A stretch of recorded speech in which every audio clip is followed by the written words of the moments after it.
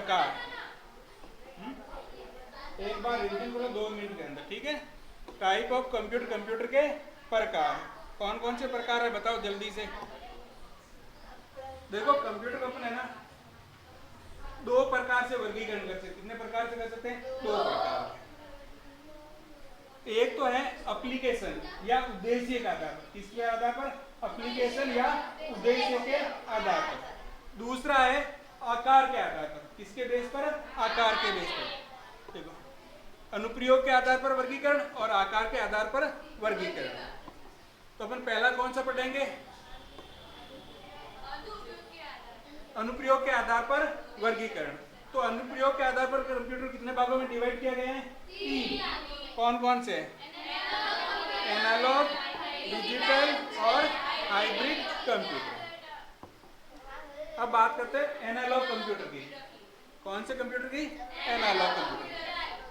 ये कंप्यूटर किस पर काम करते हैं? अंकों पर काम नहीं करते। एनालॉग कंप्यूटर अंकों पर काम नहीं करते। ये भौतिक रूप से उपलब्ध डाटा पर सीधे कार्य करते हैं। जो हमारे आसपास जो भौतिक रूप से जो डाटा उपलब्ध है उस पर डायरेक्ट या सीधे क्या करते हैं? कार्य करते हैं। भौतिक डाटा क्या हो सकते हैं? तापमान, दाब, लंबाई, विद्युत अथवा अन्य दरों के जो प्रवाह होता है ना, जब दर चलते रहते हैं उनको मापने के लिए हम किसका इस्तेमाल करते हैं? एनालॉग कंप्यूटर का। आगे वाला बिल्कुल लेने के लिए तैयार करो आराम से। मैं तो यही चाहता हूँ।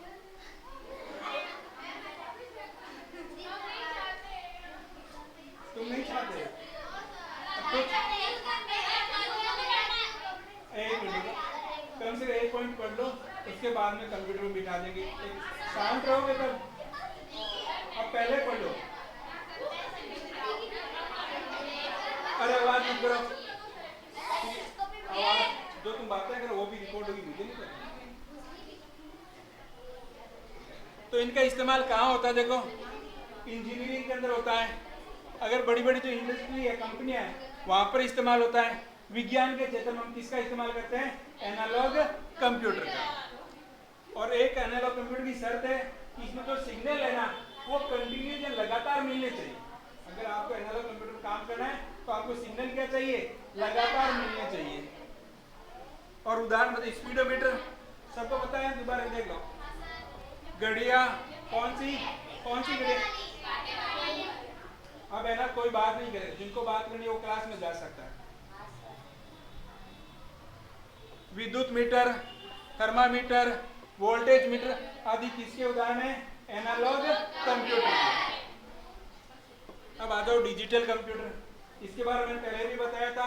जब आप कंप्यूटर नाम सुनते हो आपके दिमाग में जो कंप्यूटर आता है वो कौन सा होता है? Digital computer. तो कंप्यूटर के बारे में जब भी चर्चा होती है तो हमारा तात्पर्य इन्हीं कंप्यूटर से होता है। यह कंप्यूटर अंकों पर कार्य करते हैं। किन पर काम करते हैं? अंकों पर। यह उन्हीं डाटा पर कार्य करते हैं जो बाइनरी डिजिट के रूप में होते हैं। ये किन पर काम करते हैं? उन्हीं अंकों पर काम करते हैं जो किसके रूप में होते हैं? Binary digit. और बाइनरी डिजिट कौन से? 0 और 1 के रूप में। और दूसरी बात है, ये जो कंप्यूटर होता है ये बहुउद्देशीय होता है। यानी इनका जो क्षेत्र होता है वो सीमित नहीं होता है। हम अलग अलग क्षेत्र के अंदर इन कंप्यूटर का इस्तेमाल कर सकते हैं। तीसरा कौन सा है? Hybrid computer. तो अगर आपको कहीं पर भी एनालॉग की विशेषता भी चाहिए और डिजिटल की भी विशेषता चाहिए, तो जब आप दोनों कंबाइन करके एक साथ दोनों कंप्यूटर का इस्तेमाल करते हो तब हम इसको क्या कहते हैं? Hybrid computer. तो इसमें होता क्या है? इन कंप्यूटर में एनालॉग और डिजिटल दोनों कंप्यूटर के गुण समावेश होते हैं। तो इन कंप्यूटर की विशेषता ये होती है कि इसमें एनालॉग के भी गुण होते हैं और साथ में किसके होते हैं? डिजिटल कंप्यूटर के भी। इसीलिए ये कंप्यूटर किस पे काम करते हैं? ताप, गति, प्रवाह जो संकेत है ये किसके उदाहरण है? एनालॉग के डिजिटल के? एनालॉग के। ये जो ये जो तापमान है, गति है, प्रवाह, ये किसके उदाहरण है? एनालॉग के। लेकिन तो हाइब्रिड कंप्यूटर क्या करता है?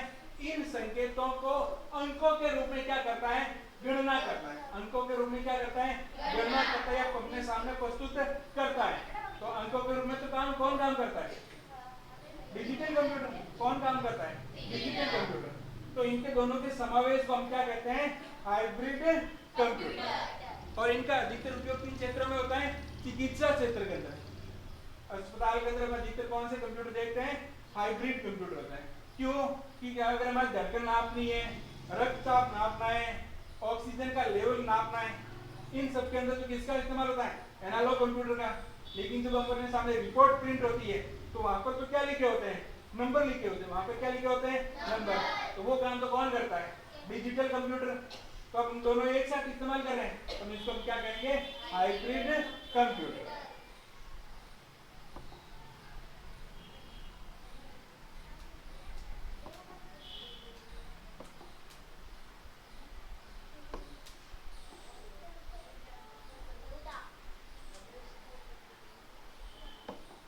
एक दो पेज मुझे इंसर्ट करने पड़ेंगे।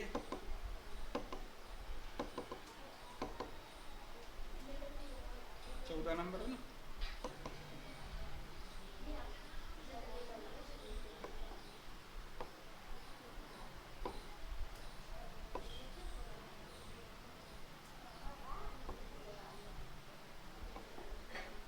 तो अगला वर्गीकरण किसके आधार पर है, साइज। साइज यानी आकार के आधार पर, आकार के आधार पर वर्गीकरण। तो आकार के आधार पर हम कंप्यूटर को कितने भागों में वर्गीकृत कर सकते हैं, 4।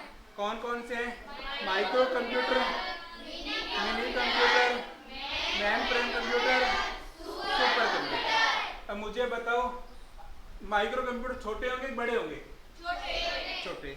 और सबसे बड़ा कंप्यूटर कौन सा होगा, क्योंकि हम वर्गीकरण किसके आधार पर कर रहे हैं, आकार के आधार पर। माइक्रो कंप्यूटर छोटे कंप्यूटर होते हैं, सुपर कंप्यूटर क्या होते हैं, बड़े। इसी क्रम में माइक्रो से कौन बड़े होंगे, मिनी, मिनी से कौन बड़े होंगे, मेन फ्रेम, और मेन फ्रेम से कौन बड़े होंगे, सुपर कंप्यूटर।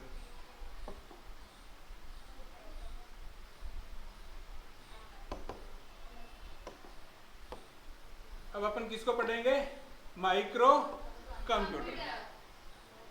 किसको पढ़ना है, माइक्रो कंप्यूटर। देखो ये कंप्यूटर आकार में छोटे और कम कीमत के होते हैं। माइक्रो कंप्यूटर क्या होते हैं, आकार में तो क्या होते हैं, छोटे होते हैं, और कीमत में भी क्या होते हैं, कम होते हैं। घरों, कार्यालय, विद्यालय आदि में लगे कंप्यूटर प्राय कौन से कंप्यूटर होते हैं, माइक्रो कंप्यूटर। जो आप अपने घरों में इस्तेमाल करते हैं, अपनी स्कूल के अंदर है, ये सारे कंप्यूटर कौन सी कैटेगरी के हैं, माइक्रो कंप्यूटर के। इनमें एक ही सीपीयू होता है। इनमें सीपीयू की संख्या कितनी होती है, 1 होती है। इन कंप्यूटर की संग्रहण क्षमता यानी मेमोरी और कार्य करने की गति उपेक्षाकृत कम होती है। उपेक्षाकृत क्या होती है, कम नहीं होती है। जो शेष कंप्यूटर है उनकी तुलना में क्या होती है, कम होती है। इन्हें पर्सनल कंप्यूटर यानी पीसीबी कहते हैं। इनको क्या बोलते हैं, पर्सनल कंप्यूटर। पर्सनल कंप्यूटर को शॉर्टकट में क्या कह सकते हैं, पीसी। हम पूछते हैं, इसको हम क्या बोल सकते हैं, पीसी। ये क्या है, पीसी यानी पर्सनल कंप्यूटर। या इसका दूसरा नाम क्या हो गया, माइक्रो कंप्यूटर। कौन सा कंप्यूटर, माइक्रो कंप्यूटर। अब अपन बात करते हैं भाई माइक्रो कंप्यूटर कौन कौन से होते हैं।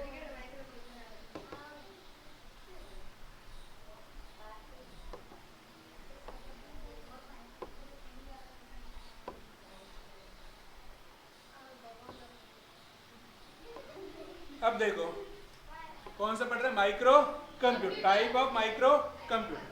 तो देखो माइक्रो कंप्यूटर बहुत सारे प्रकार के होते हैं। इनमें से हम कुछ प्रकार यहाँ डिस्कशन यहाँ देखते हैं, ठीक है। अब जैसे यहाँ 5 लेकर 5 नहीं, और भी प्रकार हो सकते, जैसे मोबाइल है, वो भी किसका उदाहरण है, माइक्रो कंप्यूटर। तो एक तो होता है डेस्कटॉप कंप्यूटर। माइक्रो कंप्यूटर का प्रकार कौन सा है, डेस्कटॉप कंप्यूटर। एक होता है लैपटॉप, एक होता है पॉम टॉम, एक होते हैं नोट बुक कंप्यूटर, एक होता है टैबलेट कंप्यूटर। तुम में से इनमें तो देखो 1, 2 और ये 3 तो सबने देख रखे हैं। नोटबुक हाल फिलहाल कोई कम यूज करते हैं। पहले क्या होता, जो डायरी होती थी ना, जो आप लिखते हो ना, नोटबुक लिखते हो, कोई लिखता है ना जेब पर जिसमें कॉन्टेक्ट नंबर या कुछ लिखते हैं, तो तो उसकी जगह एक डिजिटल रूप में भी डिवाइस आता था, छोटा सा मोबाइल की तरह, जिसके अंदर केवल अपन लिख सकते थे। क्या कर सकते थे? केवल लिख सकते थे कुछ नोट्स। तो वो क्या रखते थे? नोटबुक। अपने पास क्या रखते थे? नोटबुक। कौन सी? डिजिटल। कौन सी? डिजिटल।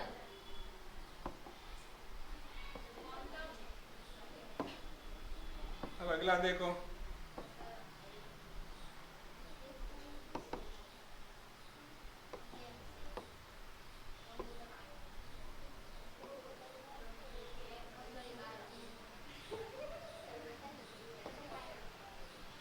पहला कौन है? कौन सा? Desktop computer. क्योंकि ये डेस्कटॉप कंप्यूटर वे होते हैं जिनको टेबल पर रखकर कार्य किया जाता है। डेस्कटॉप कंप्यूटर कौन से होते हैं? जिनको आप टेबल के ऊपर रखकर आप क्या करते हो? काम करते हो। जैसे ये अपने सामने पड़े, ये कौन से उदाहरण है डेस्कटॉप कंप्यूटर के? ये साइज में थोड़े बड़े होते हैं और इसमें सीपीयू, मॉनिटर, कीबोर्ड, माउस आदि होते हैं। तो डेस्कटॉप कंप्यूटर के अंदर कौन कौन से पार्ट हो सकते हैं? सीपीयू है, कीबोर्ड है, माउस है, मॉनिटर है। ये अगर अलग अलग पार्ट आपको कहीं दिखाई दे और टेबल के ऊपर रखा हुआ है तो वो कौन सा प्रकार है? डेस्कटॉप कंप्यूटर का। केवल 5 मिनट और है, 5 मिनट ये सारे प्रकार कंप्लीट हो जाएंगे, फिर तुम लोग को बैठा देंगे। और आर्ट ऑफ एड किसका है? वो तो 1-2 दिन में ऐसे ही आता है ना, कंटिन्यू थोड़ी आता है।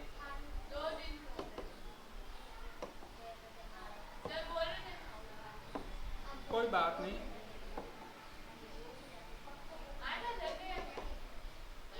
सातवां है। तो मैं थोड़े से जिसके टाइप है सारे इंसर्ट कर लेता हूँ एक साथ।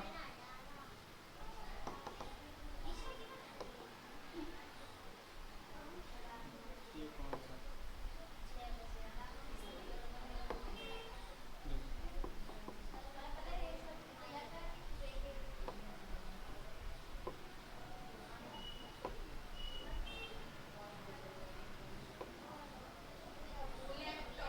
कौन सा ये? तुम लोगों ने सबने देख रखा है? ये साइज में क्या होते हैं? छोटे होते हैं। किसकी तुलना में? डेस्कटॉप कंप्यूटर की तुलना के अंदर।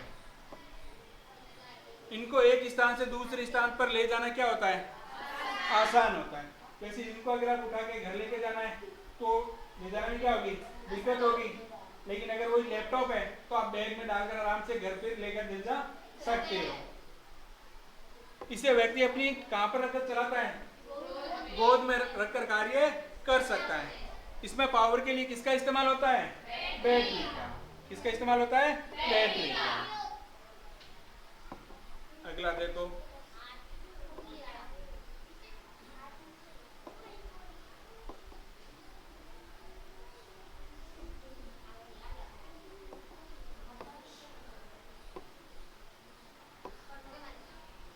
ये कौन सा है? पॉमटॉम। कौन सा है? ये आप देख सकते हो कि एक कैलकुलेटर या पहले मोबाइल आते थे फोल्ड वाले, जिसके लिए कीपैड और स्क्रीन क्या होती थी? अलग अलग थी। तो उस प्रकार का होता है। ये कंप्यूटर से साइज में क्या होते हैं? छोटे होते हैं। इनको कहाँ पर रखकर चलाया जाता है? हथेली के ऊपर, ऐसे हथेली पर रखे। और ये साइज में छोटे और वजन में हल्के होते हैं। इनमें पावर के लिए भी किसका इस्तेमाल होता है? बैटरी का। और इनकी कार्य करने की क्षमता लैपटॉप की तुलना में क्या होती है? कम होती है। लैपटॉप की तुलना में क्या होती है? कम होती है।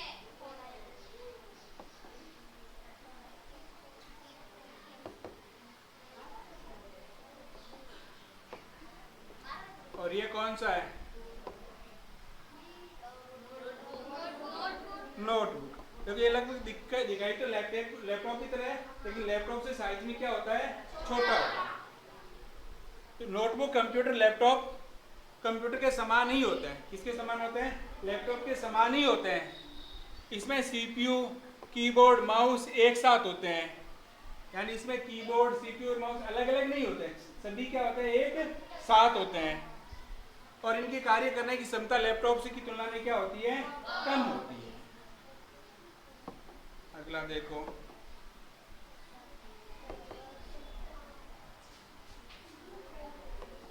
ये तो तुम लोगों ने सबने यूज कर ही रखा होगा।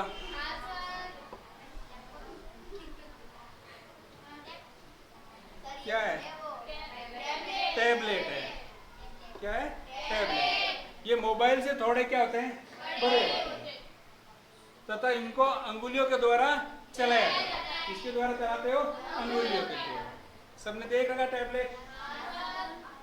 अब आ जाओ आगे। अब केवल 3 ही प्रकार के कंप्यूटर, केवल 3 स्लाइड और पढ़नी है।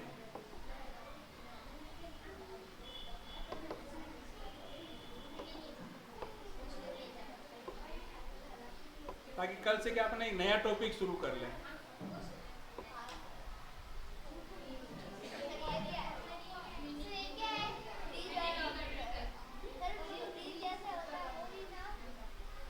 देखो ये कौन सा कंप्यूटर है? Mini computer. ये मध्यम आकार के सामान्य उद्देश्य वाले कंप्यूटर होते हैं। जैसे माइक्रो कंप्यूटर तो क्या होते हैं? छोटे होते हैं। और ये किस आकार के होते हैं? मध्यम में मीडियम साइज के होते हैं।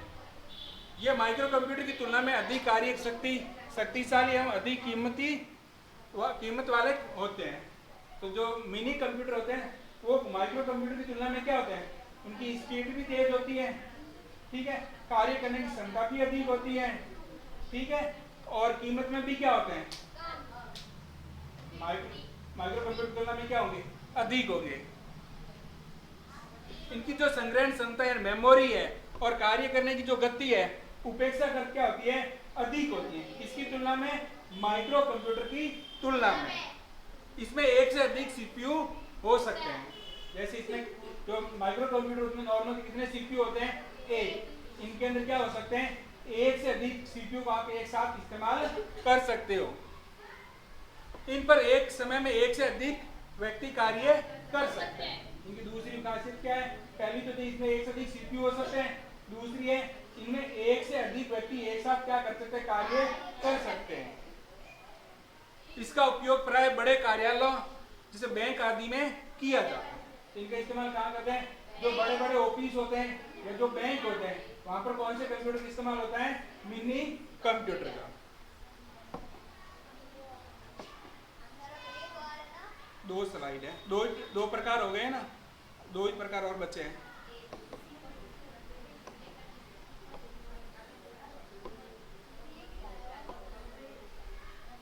दिखा साइज क्या फर्क है उसमें और उसमें?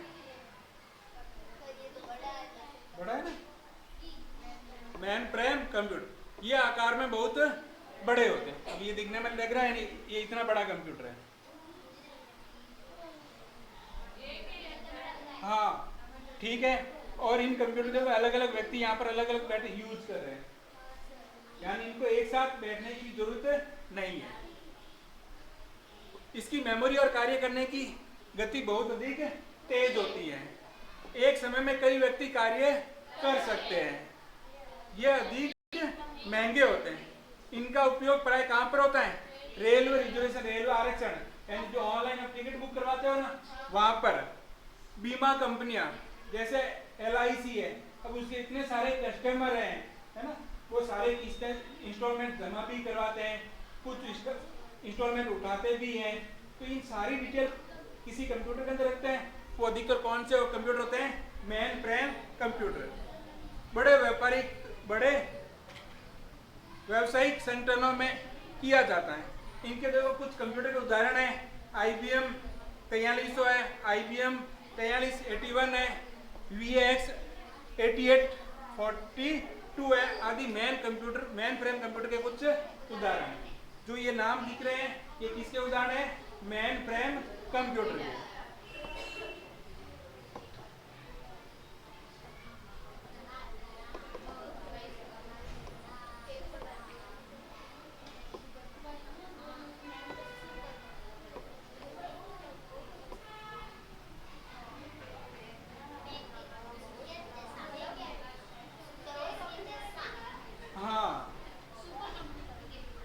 Super computer. तो देखो सबसे महंगा कह दो, आकार में कह दो, स्पीड में कह दो, सब में सबसे महंगा फास्ट कौन है? Super computer. ये देखो ये आकार में सबसे बड़े कंप्यूटर होते हैं। तो सबसे बड़ा कंप्यूटर कौन सा होता है? Super computer. इनकी मेमोरी और कार्य करने की गति सर्वाधिक होती है। इनकी मेमोरी और कार्य करने की गति क्या होती है? सर्वाधिक होती है। अधिक जटिल है उच्च कोटि की शुद्धता वाली गणनाएं सुपर कंप्यूटर से ही संभव है। अगर आप चाहते हो बहुत बड़ी गणना करनी है तो उसके लिए आपको किसकी सहायता लेनी पड़ेगी? Super computer. ये कंप्यूटर सबसे महंगे होते हैं, इनकी कीमत अरबों रुपए में होती है, करोड़ों में नहीं, इसमें होती है अरबों रुपए में होती है। इन पर भी अनेक व्यक्ति एक साथ कार्य कर सकते हैं। इनमें भी ऐसा रूल नहीं है कि एक ही व्यक्ति काम कर सकते हैं, बहुत सारे व्यक्ति एक साथ काम कर सकते हैं। इनका उपयोग मुख्यतः वैज्ञानिक अनुसंधान काम पर इस्तेमाल होता है। वैज्ञानिक अनुसंधान, संगठनों, मौसम की भविष्यवाणी करने, अंतरिक्ष अनुसंधान, आनुवांशिक अभियांत्रिकी आदि में किया जाता है। और इसके जो कुछ उदाहरण हैं, एक तो है परम, किसका है? सुपर कंप्यूटर का। क्राई है, एनईसी है, सीडीसी है आदि किसके उदाहरण हैं? सुपर कंप्यूटर के। जिसमें जो है परम कंप्यूटर है वो किस देश का कंप्यूटर है? भारत का। किसका है? भारत का। ठीक है।